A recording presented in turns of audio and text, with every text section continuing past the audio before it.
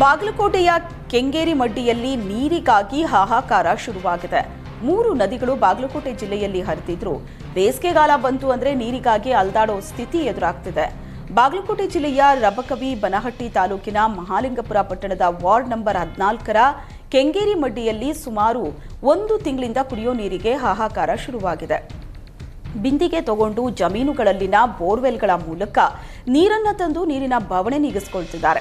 ನೀರಿಗೋಸ್ಕರ ಬಿಸಿಲೆನ್ನದೆ ಮಹಿಳೆಯರು ಚಿಕ್ಕ ಚಿಕ್ಕ ಮಕ್ಕಳನ್ನ ಕರ್ಕೊಂಡು ಬೇರೆಯವರ ತೋಟಕ್ಕೆ ಹೋಗಿ ಕುಡಿಯೋದಕ್ಕೆ ನೀರು ತರ್ತಾ ಇರೋದು ನೀರಿನ ಅಭಾವದ ವಾಸ್ತವತೆಯನ್ನ ಎತ್ತಿ ತೋರಿಸ್ತಿದೆ. ನೀರಿನ ಸಮಸ್ಯೆಗೆ ಪರಿಹಾರ ನೀಡದಿದ್ರೆ ಮಹಾಲಿಂಗಪುರ ಪುರಸಭೆ ಮುಂದೆ ಆಮರಣಾಂತ ಉಪವಾಸ ಸತ್ಯಾಗ್ರಹ ನಡೆಸ್ತೀವಿ ಅಂತ ಎಚ್ಚರಿಕೆ ನೀಡಿದ್ದಾರೆ.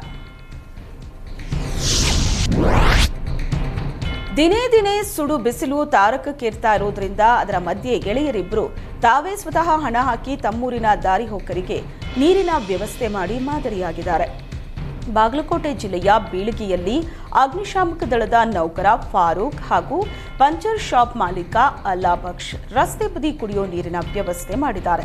ನಿತ್ಯ ನೂರಾರು ಜನ ಬಿಳಗಿ ಪಟ್ಟಣಕ್ಕೆ ವಿವಿಧ ಕೆಲಸಕ್ಕೆ ಆಗಮಿಸುತ್ತಾರೆ.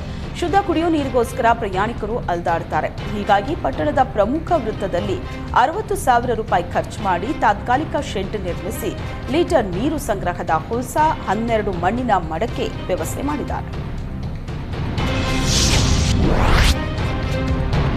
ಯುಗಾದಿಯ ಶುಭಾಶಯ ಕೋರೋ ಅಪರೂಪದ ಮರಳು ಶಿಲ್ಪವನ್ನ ಕಡಲ ತೀರದಲ್ಲಿ ರಚಿಸಲಾಗಿದೆ. ಸಮಸ್ತ ನಾಡಿನ ಜನತೆಗೆ ಒಳಿತಾಗಲಿ ಅನ್ನೋ ಧ್ಯೇಯದೊಂದಿಗೆ ಶುಭಾಶಯವನ್ನ ಸಾರೋ ಮರಳು ಶಿಲ್ಪವನ್ನ ಉಡುಪಿಯ ಕಲಾವಿದರಾದ ಹರೀಶ ಸಾಗ, ಸಂತೋಷ್ ಭಟ್ ಹಾಲಾಡಿ ಮತ್ತು ಉಜ್ವಲ್ ನಿಟ್ಟೆ ಕೋಟೇಶ್ವರದ ಹಳೆ ಅಳಿವೆ ಕಡಲ ತೀರದಲ್ಲಿ ರಚಿಸಿದ್ದಾರೆ. ಹಸಿರು ತಳಿರು ತೋರಣದೊಂದಿಗೆ ಮನೆ ಗೋಡೆ ಮರದ ಕಳಸೆಯಲ್ಲಿ ತುಂಬಿರೋ ಅಕ್ಕಿ, ಹರಿವಾಣದಲ್ಲಿ ಬೇವು, ಬೆಲ್ಲ, ಮಾವು, ತೆಂಗಿನಕಾಯಿ, ಸಿಯಾಳದ ಗೊಂಚಲಿನೊಂದಿಗೆ ಈ ಕೃತಿ ಯುಗಾದಿ ಹಬ್ಬದ ಶುಭಾಶಯಗಳು ನಾಮಾಂಕಿತದೊಂದಿಗೆ ಆಕರ್ಷಣೀಯವಾಗಿ ಮೂಡಿಬಂದಿದೆ. ಕಡಲ ತೀರಕ್ಕೆ ಬರೋ ಪ್ರವಾಸಿಗರು ಈ ಅದ್ಭುತ ಮರಳು ಶಿಲ್ಪವನ್ನ ಕಂಡು ಖುಷಿ ಪಡುತ್ತಿದ್ದಾರೆ. ರಾಮ ಮಂದಿರ ಮಾದರಿ ಸಲ್ಮಾನ್ ಖಾನ್ ಧರಿಸಿದ್ದಕ್ಕೆ ತೀವ್ರ ಆಕ್ಷೇಪ ವ್ಯಕ್ತವಾಗ್ತಾ ಇದೆ.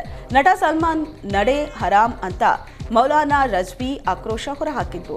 ರಾಮ ಮಂದಿರವನ್ನ ಪ್ರಚಾರ ಮಾಡೋ ಉದ್ದೇಶದಿಂದ ರಾಮ್ ಎಡಿಷನ್ ಗಡಿಯಾರವನ್ನ ಧರಿಸೋದನ್ನ ಇಸ್ಲಾಂನಲ್ಲಿ ನಿಷೇಧಿಸಲಾಗಿದೆ. ಮುಸ್ಲಿಮರಾಗಿ ಕೈಯಲ್ಲಿ ರಾಮ ಮಂದಿರ ಮಾದರಿ ಗಡಿಯಾರ ಧರಿಸೋದು ಕಾನೂನು ಬಾಹಿರ ಅಂತ ಮೌಲಾನಾ ಶಹಾಬುದ್ದೀನ್ ರಜ್ವಿ ತಿಳಿಸಿದ್ರು.